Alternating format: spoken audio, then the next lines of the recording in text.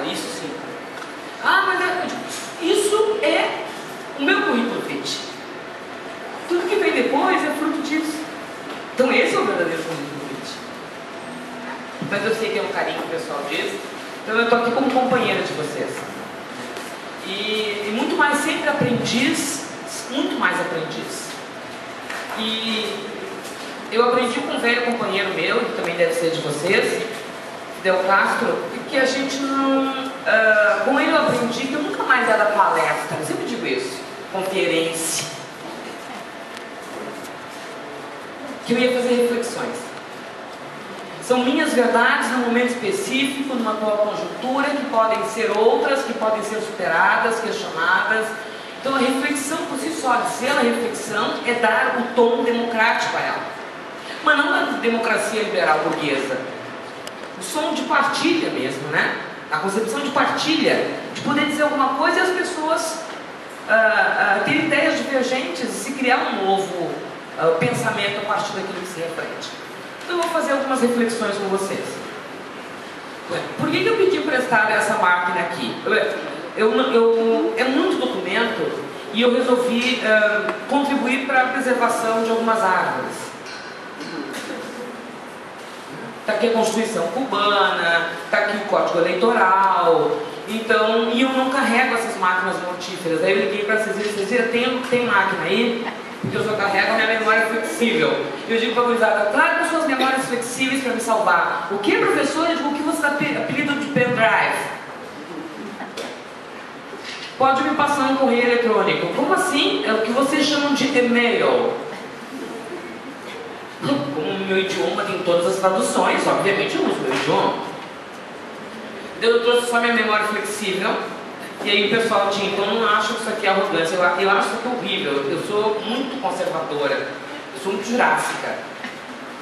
Ela é fábia, é uma máquina, eu sou sábia. Então por isso que eu mantenho uma relação bastante distanciada. Mas eu precisei por causa do mundo de documentos. Tá? Então o pessoal morde, eu não tenho blog, eu não tenho Facebook, tipo assim, eu não existo pro mundo. Eu mantenho correio eletrônico por uma questão de sobrevivência. E aí o pessoal me conta, ai meu Face disse isso, tipo, vamos contando os Face de vocês. Tá? Ai, minha professora seria ótima a senhora participar do Face para saber o que fala da senhora. Eu digo, eu não quero saber o que fala. Então eu não tenho isso, mas eu confesso que é a minha resistência passiva. Ativa. Não quero. Tá? Então ainda bem que os colegas têm Face para saber o que, as bombas que aparecem para eles. Bom, então, eu vou falar brevemente, porque nós precisaríamos aqui de 3 dias e 3 noites intermitentes, né, morando numa república, para poder ver todo o sistema eleitoral cubano. Mas eu vou dar o que aparentemente é a essência. Eu acho que o Rafael te colocasse num ponto fundamental. Eu faço parte de um projeto do governo federal que é para a formação de professores, qualificação de professores, e também qualificação das escolas e dos professores que estão nas escolas da rede pública, né? O PIBIT, Programa de Qualificação de Professores. E quando a minha área entrou recentemente, quando a sociologia entrou, a primeira coisa que eu digo para o gurizada, primeira coisa é fazer um instrumento socioantropológico, ou seja, nós temos que saber quem são esses homens e mulheres que estão naquela escola para que as nossas ações sejam efetivas. Senão tu fica sonhando um mundo ideal, chega lá tem um mundo real, e aí tu fica com uma tremenda frustração, porque o teu mundo ideal não é o mundo real. E tu vai tentar fazer com que o mundo real seja o teu ideal, e tu não vai conseguir. E aí tu sai frustrado, abandona o projeto dizendo, não consegui. Porque o pessoal lá da comunidade não quer. Tá? E a gurizada foi. Nós mapeamos 4.000 estudantes em Porto Alegre. E agora estão lá enlouquecidos. Nesse momento deixei eles lá arrancando os cabelos da cabeça, porque eles têm que fazer cruzamento das variáveis e nós temos que fazer o relatório. Por que eu falei isso e relacionei com a fala do Rafael? A primeira vez que eu fui a Cuba, ou antes disso, a primeira vez que eu acreditei que Cuba era o meu país, que a América Latina era o meu país, que o terceiro mundo miserável era o meu país, eu tratei de conhecer o meu país. A primeira coisa que eu fiz foi ver a Constituição cubana, saber como é que forma, como é que eles se organizam, ver o sistema eleitoral, ver tudo que podia ver sobre eles. Porque uma coisa era chegar com o meu sonho, com a minha utopia, o Evarista, na ilha dos meus sonhos, e encontrar uma ilha real. E aí dá o desencantamento. Agora penúltima vez que eu cheguei em Havana, eu fui num supermercado, e quando eu entrei, eu não tinha dado conta disso, né? Foi a penúltima vez que me dei conta. Eu entrei no supermercado e estava lá assim, ó, deliciosos helados Nestlé. Mira, o que passa? Como tem helados Nestlé aqui em Havana? Meu companheiro meu pegou assim, mira, Ruth, a nosotros nos gusta helados. Eu le dije, mira, pero Nestlé, por que não? Mas continuei caminhando no supermercado, não sei o que, não sei o que mais. Coca-Cola. Eu falei, não. Coca-Cola não. Sim, por que não? Sim, por que não? Porque é imperialista. Como que llega a Cuba? Eu disse, mira, Ruth, não pode entrar arroz, frijoles, pero Coca-Cola puede, pero helados Nestlé puede, porque são ideias, não produtos. Verdade? Não são produtos, são ideias. Ao ponto de ter o maior garoto propaganda de todos os tempos da história da humanidade. Isso chama-se Papai Noel. Garoto propaganda da Coca-Cola, criado em 1940. Perguntei à minha avó. Minha avó faleceu com 86 anos, há 10 anos atrás. Eu disse, vó, quando a senhora era criança, tinha Papai Noel? Claro. Mesmo? Sim. Não tinha.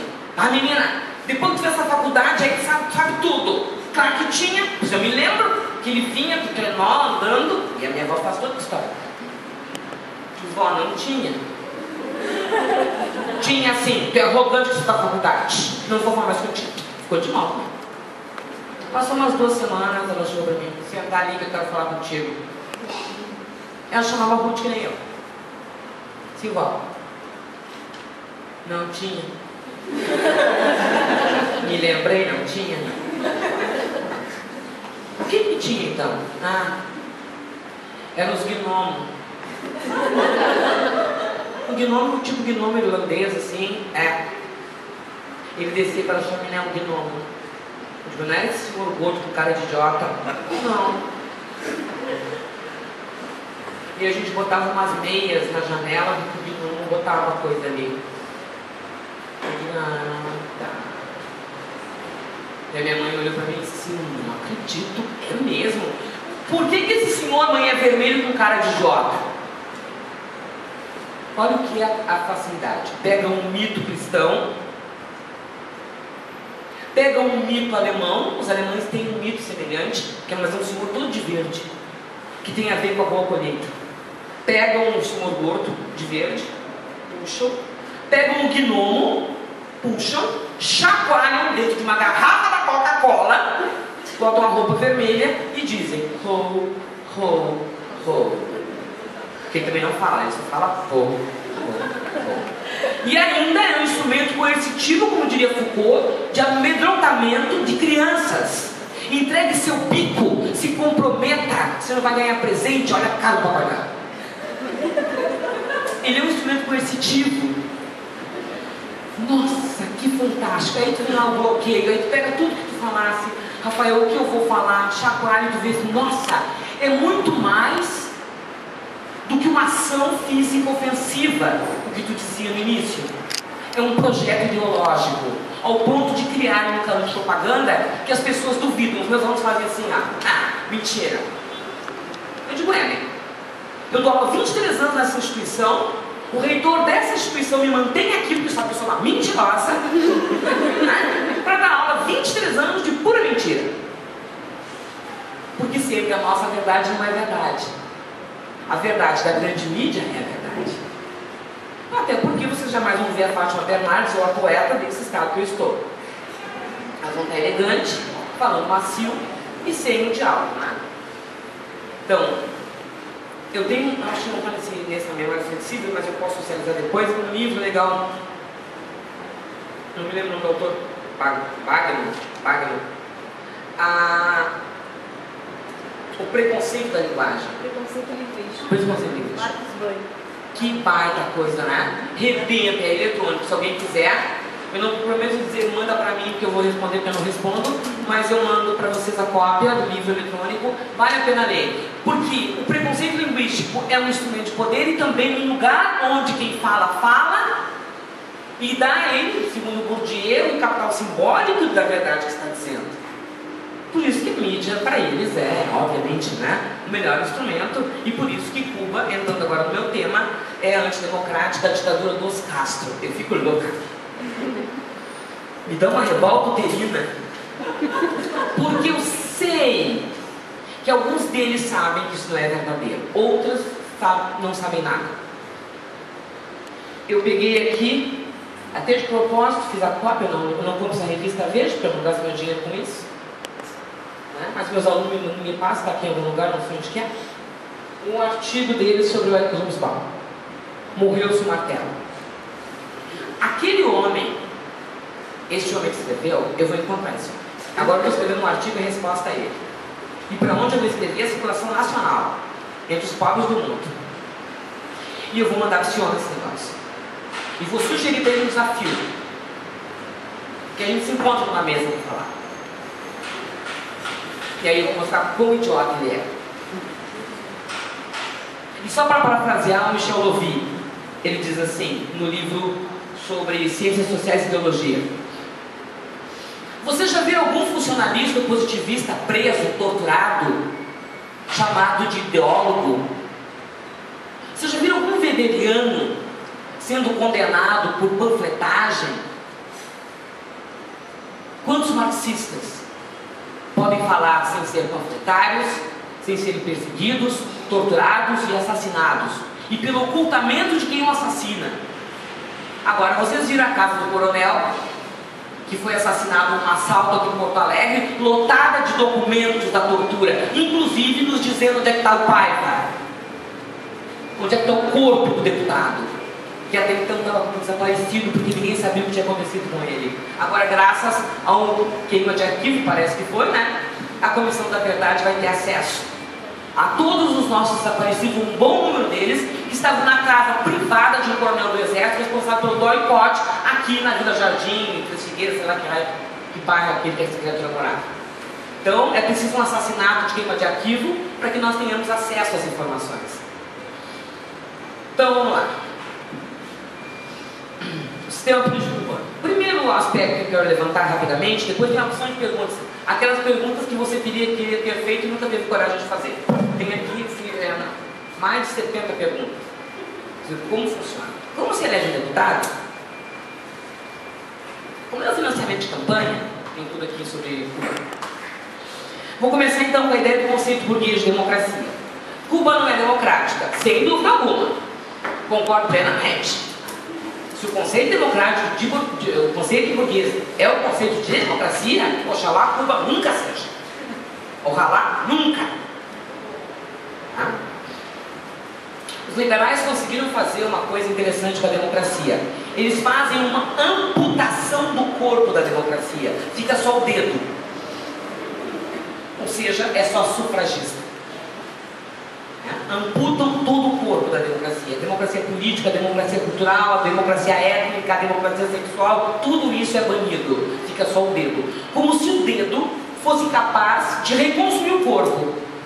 Só o dedo de Deus. Lembra? Da série Pintura, o dedo de Deus. O dedo de Deus é a vara de condão. Só que a democracia, o dedo da democracia não é o dedo de Deus.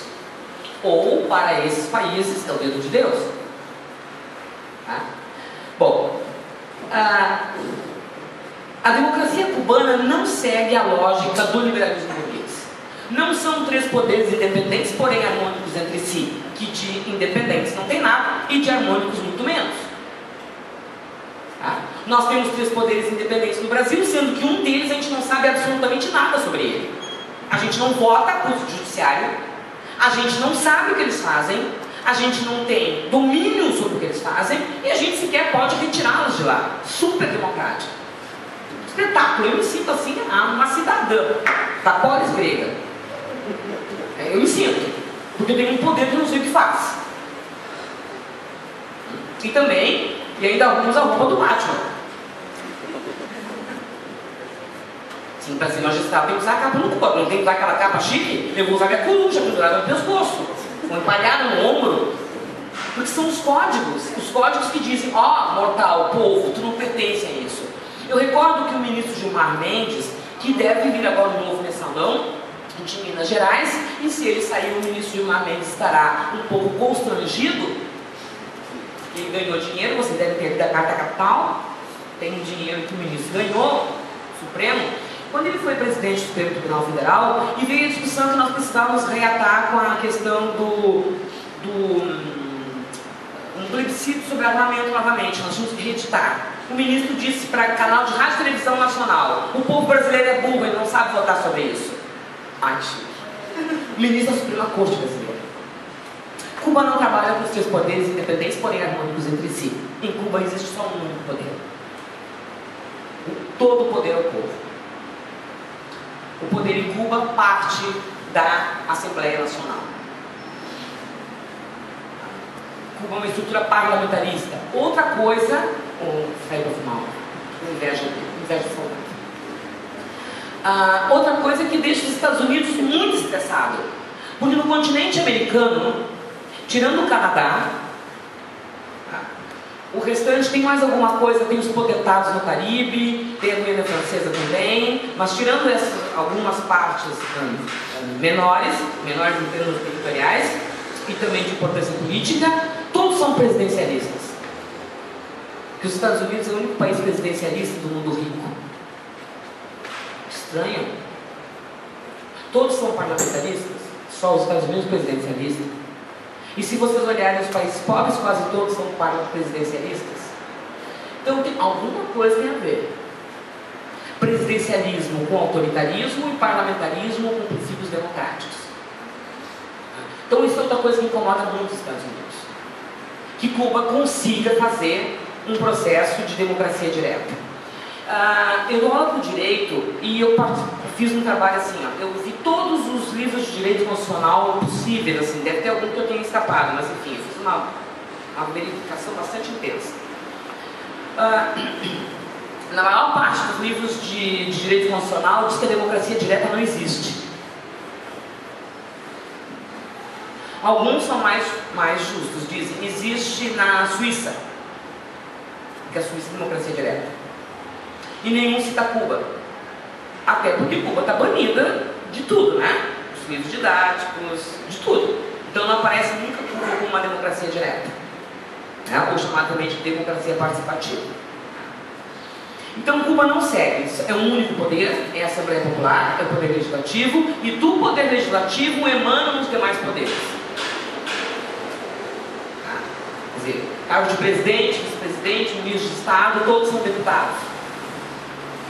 Todos saem de dentro, todos são eleitos pelas suas bases territoriais, todos são deputados, e a partir de dentro da Assembleia é que eles elegem quem serão os cargos a serem ocupados. Nenhum cargo político em Cuba recebe salário. Ninguém ganha salário. Eles recebem o salário como profissionais. Se eu sou professora, meu salário é de professora, lá na escola que eu trabalho. Se eu trabalho como policial, como militar, militares podem ser eleitos, o meu salário é o meu salário como militar. E, incrível, o parlamento cubano não fica 24 horas por dia, 7 dias por semana. 7 não, né? Já terça, quarta, quinta, 3, 2,5. Não ficam 2 dias e meio por semana disponíveis ao Estado. E nem 365 dias também não, né? Tem recesso, dá uns 200, acho que é dias letivos. À disposição do povo, à disposição do parlamento. Não. Eles têm as assembleias marcadas de antemão, quando irão ocorrer, Eles são, se for durante o dia, se precisa ser durante o dia, eles são dispensados do local de trabalho pelo responsável do seu local de trabalho. E depois voltam normalmente porque não precisa estar todos os dias legislando. É uma coisa compulsiva. Sabe aquela coisa que todos os dias tomar banho na cabeça? É uma coisa compulsiva. Então todos os dias legislar não precisa. Até porque ficar no ócio muito tempo junto não dá boa coisa. Para além daquilo que Domênico de Masi fala do ócio criativo, que rouba de Marx e nem dá o nome a Marx, né? O ócio tem que ser criativo. Se não é criativo, ele pode fazer coisa feia. Alguns deputados precisam estar permanentemente. Os ministros estavam. Então esses recebem autorização de afastamento do local de trabalho. E uma autorização por escrito que são afastados do local de trabalho para a lei da Assembleia Popular. Mas é um número muito pequeno daqueles que ficam à disposição. A grande parte das estruturas técnicas que valeria para nós as comissões, né, a Comissão de Justiça, a Comissão de Constitucionalidade, a Comissão de Direitos Humanos, a Comissão de Saúde, coisa que valha, essas comissões têm profissionais técnicos que são cedidos também. Não existe cargo remunerado, profissão, político. Não existe. Sua profissão é professor, é médico, é soldador, é camponês, enfim, essa é a sua profissão. Você está a serviço do povo cubano. A partir dali, então, levar-se em consideração o sistema de governo, e o sistema de governo não é algo que seja genético, é hereditário de sociedades passadas. A escolha desse modelo está diretamente relacionada ao modelo de desenvolvimento adotado pela Revolução, que tu colocaste. Se nós pegarmos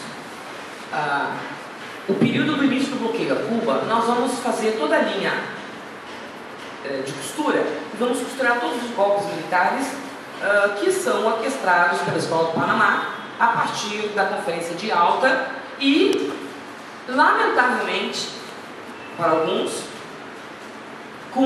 acordado com a União Soviética. A divisão do mundo foi acordada com a União Soviética e nesse acordo estava previsto que não haveria interferência da União Soviética no espaço estadunidense, nem interferência do espaço estadunidense na União Soviética. Basta ver o que foi a crise dos mísseis. E só não se consuma porque o Fidel Castro sapateia que nem um louco e diz assim, ó, vamos tornar o caldo aqui. Vocês estão brincando de destruir um país. Então eu já disse isso em outras vezes, porque a Associação Vacina Aqui, o pessoal organizou no ano retrasado, eu acho que foi uma formação um ano inteiro, né? Foram 10 encontros, todos os meses tinha um encontro, e aí se discutiu o modelo econômico cubano, a partir do modelo do projeto do Che, para mostrar porque o Che vai ter incompatibilidades com as orientações que o governo cubano vai dar à Revolução, e porque o Che diz, bom, não tem mais nada para cumprir aqui então. Se é isso que vocês querem no modelo, eu não tenho mais nada para cumprir aqui. Né? Até como é que é o nome do cubano que escreveu o modelo? Esqueci o nome. O cara ficou 20 anos escrevendo sobre o Che. Não é o nome dele, teve aqui nos bancários que fez. Não, o cubano aquele que fez o estudo sobre o modelo econômico do Che, que teve nos bancários lançando aquele livrinho. Não é Moncada, parece que Moncada, mas não é Moncada. Desculpa, ninguém ouviu isso. Faz de quando que a gente lembrou. O cara é o cara no modelo econômico do Che. E fez um livrinho pequenininho, aquele pretinho, que ele fez uma súmula. Esqueci o nome dele, que triste, mas desculpa. Tá? Então, esse modelo econômico que a União, que o Kiko adotou, que era contrário ao modelo do Che, mas até então, enfim, tinha algumas ligações mesmo tênues, faz com que todos os modelos na América Latina, e posteriormente vai ocorrer isso também na África, que vão ter modelos como os nossos, chamados, como o Rafael colocou muito bem, dos modelos nacionais desenvolvimentistas, né? Que pode ser tanto um modelo próximo ao modelo soviético do Lenin, como pode ser um modelo do Keynes, no welfare state. O que vai dar um teor revolucionário? Que no modelo do Keynes, tu tens uma incompatibilidade nos princípios liberais de igualdade e liberdade. São dois princípios contraditórios. No liberalismo, eles dizem, né? Liberdade, igualdade e fraternidade. Certo? Se tu tem a liberdade, conceito de Adam Smith, tu não pode ter igualdade nem fraternidade. Então, o que o Keynes faz? Liberdade com menos desigualdade. Só o que o estado de bem-estar social consegue fazer. O que o modelo cubano fez? Conseguiu o princípio de liberdade, o princípio de igualdade e o princípio de fraternidade, mas não sobre a lógica liberal. E isso dá muita raiva, isso irrita muito, porque não dá para dizer mais que é impossível, entendeu? Não dá para dizer mais que é impossível, porque foi concretizado, com todas as idas e vidas, erros e acertos, foi concretizado. Esse é o ponto essencial.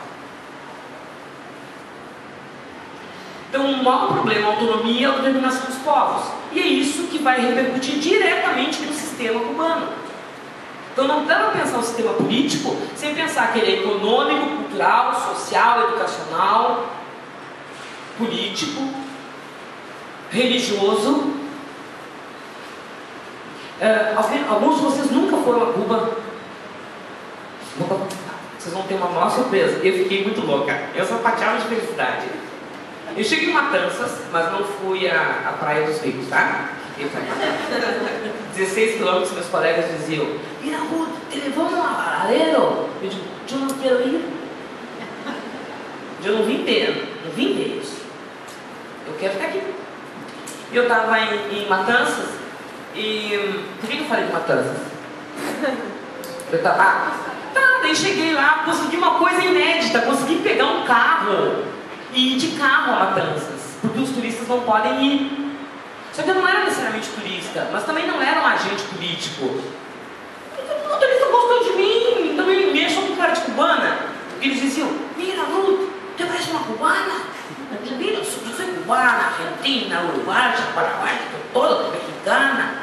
Era só uma coisa na devolução, antes de dar parte do território estadunidense para Cuba, tem que devolver para o México que foi roubado.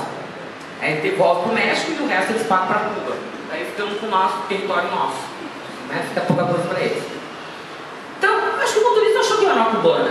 Estava com aquela gente, já cheguei lá, caribenha, né? E fui no carro, lotado de gente, muito louco. E eles conversando e eu assim, uma coisa que eu aprendi, eu era bem cubano, eu dizia: ave, o que eles mais dizem, o nosso bairro é o AV deles, né? Ave, que vamos juntos, ave. Aí eu ouvi. Quando eu cheguei em Matanzas, eu desci, tinha um pessoal me encontrando, ele não estava me encontrando, eu achei que fosse. Era uma assembleia de Babalorixá. A maior concentração de Babalorixá que tem na América Latina. Eles têm uma escola de formação de pai de santo. Aqueles homens lindos de branco, de chapéu, mas nas estica. Caminhando na rua eu já senti que os tambores tocavam. Eu disse: nossa, foi me dando uma emoção, eu já nem queria ir para casa dos meus amigos. Eu digo: eu vou ficar aqui na rodoviária. Eles vão de toda a América Latina e da África para lá. É a escola de formação de Babalorixá. Olha que revolução inteligente. Porque as religiões afro não são o ópio do povo, são a libertação de um povo. Diferente das outras, que são o ópio. Que o mundo feliz é depois de morrer. Que é melhor ser pobre, porque o rico não passa no buraco da agulha. Lembra? Que não precisa perfurar a terra para buscar água, porque rezando vai aparecer água. Multiplica-se cascalhos em água, né? E a religião afro não, ela liberta na terra.